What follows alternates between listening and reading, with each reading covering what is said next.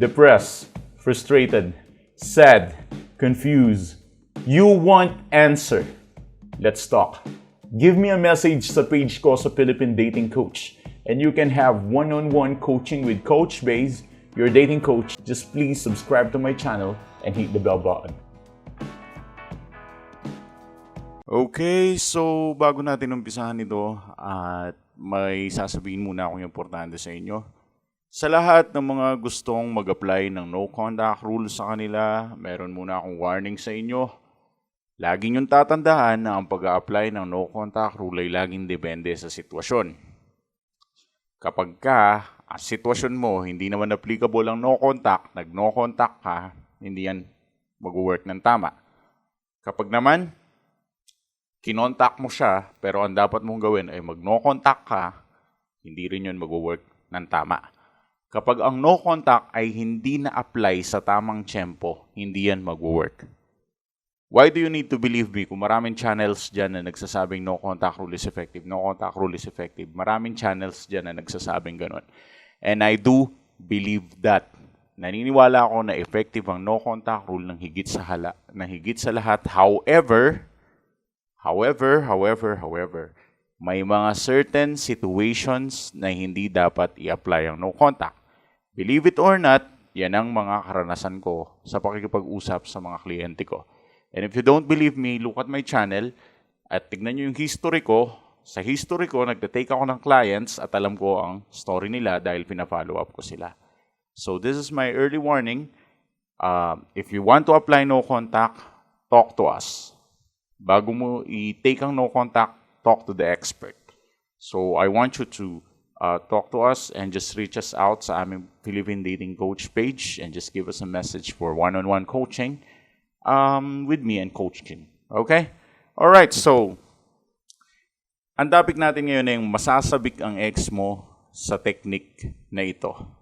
Yeah, ito ang pinaka-technique na pwede mong gamitin.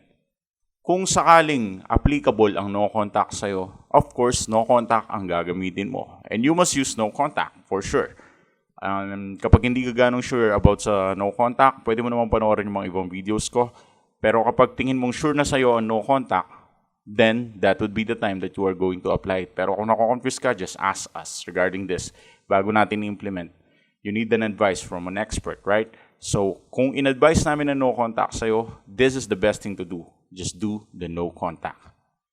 And if you think na hindi mo na kami kailangan kausapin, pwede ka naman mag-search dyan kung tingin mo applicable sa'yo no contact. Pero most of the time naman actually almost applicable naman talaga siya. So kapag in-apply mo ang no contact, this is the thing na magpapasabik sa ex mo kasi mamimiss ka niya.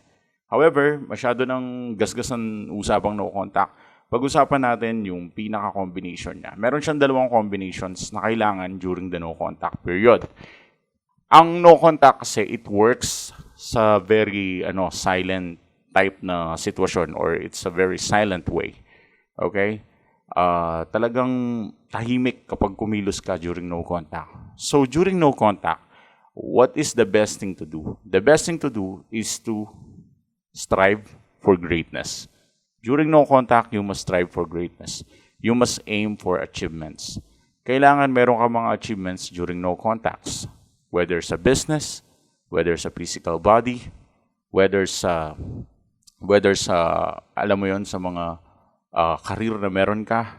Halimbawa, isa kang competitor or isa kang judo or taekwondo. Ano bang tawag sa mga yan?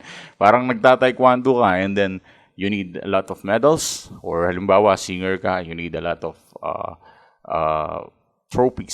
Somehow parang ganun. I'm just talking about the achievements that you need to have. Now, kung hindi ito tungkol sa talent, hindi ito tungkol sa pagmumusik, sa pag-awit, hindi ito tungkol sa pagta-taekwondo, paglalaro ng basketball, kung hindi man ito tungkol doon, at least man lang, kahit sa trabaho man lang, you are aiming for a position or something like that, at least man lang meron kang goal na ma-achieve. So that is the work of achievement. We want you to achieve something during this no contact because that would be an effective one para makatulong sa'yo. Sa iyong growth. At nakakapagpasabik to dahil sa ex mo dahil during the silent moment, dun sa moment na tahimik ang lahat, dun ka gumagawa ng paraan for yourself. That is really, really attractive and that is really, really awesome. And the second one is true happiness. Hindi lang achievement ang kailangan mo. We are looking for true happiness. Psychologically, ewan ko, pero kapag meron true happiness ang isang tao, mas attractive siya. Believe me. And this works magically. Wala siyang masyadong malalim na explanation. Yung mga mediocre mind, hindi ganong maintindihan ang sinasabi ko. Yung mga mediocre mind, para sa kanila parang, anong ibig mong sabihin na true happiness is very attractive? Sige nga, paliwanag mo. Yan yung mga tanong ng mediocre mind eh. Pero when you talk to a lot of clients, I don't know, it's like a magic. It's working, you know? Nagwo-work to. And minsan nga yung true happiness, mas effective pa siya kaysa sa no contact eh. Yeah. Kasi kapag may true happiness ka, I mean true yung real, yung hindi nakabase sa ex mo, nakabase sa ibang tao, nakabase sa babae, nakabase sa lalaki. Yung happiness na legit, yung talagang masaya ka. Ang pinagmumula nun, it comes from God or it comes from your family, it comes from you. But you know what? That is really, really effective. So if you want to get your ex back, dalawa lang ang kailangan mo. Achievement and true happiness. Because kapag may true happiness ka na kasi, parang you are not looking for your ex. Hindi mo na hinahanap yung ex mo. True happiness nga, from the word itself, parang empty ka na. Parang deleted na yung ex mo sa memory mo at wala ka ng pake kung babalik siya o hindi. Sa madaling salita, you don't fear. Wala ka ng fear. You don't have this, what we call fear of losing your ex. You don't have that shit. Wala ka ng fear of losing your ex. Meron ka na lang is true happiness. Kapag yan, nakamtan mo yan, magugulat ka na lang babalik yung ex mo without expecting her. And kapag pagbalik niya, wala ka na rin naman pakialam eh kasi meron ka ng true happiness deep inside. Right? So that is really, really amazing. Believe me. Okay? So, maraming salamat sa pakikinig. Thanks for watching.